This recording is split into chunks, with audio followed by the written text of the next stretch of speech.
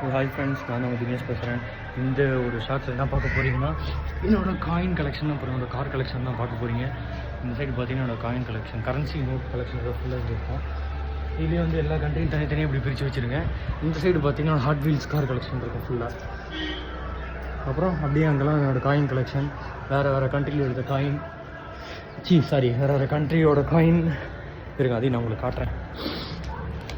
இதெல்லாம் பார்த்தீங்கன்னா இந்தியாவோட கரன்சிங்க.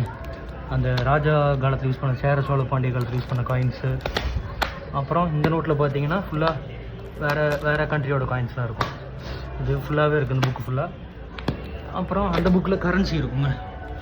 ஃபுல்லாக வந்து இது வேறு கரன்சி எல்லாம் இருக்கும். இது வந்து ஸ்டாம்ப்பு நம்ம எடுத்து வச்சிடலாம். இது வந்து டென்மார்க்கோட காயின்ஸ். இது வந்து டென்மார்க்கோட காயின் இதில் இருக்கும். நெக்ஸ்ட்டு இங்கே இருக்கலாம் 50 பைசே. இது ஃபுல்லாக 50 பைசே. இது ஃபுல்லாக 5 ரூபி 10 ருபீஸ். இதில் வந்து என்ன டிஃப்ரென்ஸ் பார்த்தீங்கன்னா, ஒரு நாளுக்கும் விட்ட காயின் வந்து வித்தியாசமான காயின். அதாவது ரிசர்வ் பேங்க்கோட டே அப்போ ரிசர்வ் பேங்க் சிம்பிள் போட்டு விட்டுருப்பாங்க, தெரியுதா? அது அந்த மாதிரி இருக்க டிஃப்ரெண்ட்டான காயின்ஸ்லாம் இங்கே இருக்குது. அப்புறம் இந்த பேக்கெட் பார்த்தீங்கன்னா 75th இண்டிபெண்டன்ஸ் டே அப்போது லான்ச் பண்ண காயின். இதில் வந்து பார்த்திங்கன்னா 75 போட்டிருக்கும். இந்தியாவோட ஃப்ளாக் போட்டு 75 போட்டிருக்கும். அப்புறம் அதே மாதிரி தாங்க இது ஃபுல்லாக. அப்புறம் இது பார்த்தீங்கன்னா நம்மளோட ஓல்டு கலெக்ஷனில் இதுவும் ஒன்று. இது வந்து அந்த காலத்தில் யூஸ் பண்ண டெலஸ்கோப், ராஜா காலத்தில் யூஸ் பண்ண ஒரு டெலஸ்கோப். இது இன்னும் ஒர்க்கிங் கண்டிஷனில் தான் இருக்குது. நீங்கள் பார்த்தீங்கன்னா கூட தெரியும்.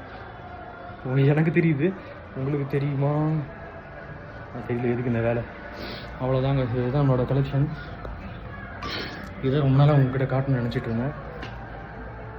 அவ்வளோதான். இந்த விளாக் வந்து நீங்கள் ஃபுல்லாக பார்த்தீங்கன்னா உங்களுக்கு தெரியும். விளாக் வந்து நான் கீழே போட்டிருக்கேன். இந்த கீழே இருக்கிறத டச் பண்ணி பார்த்தீங்கன்னா உங்களுக்கு தெரியும்.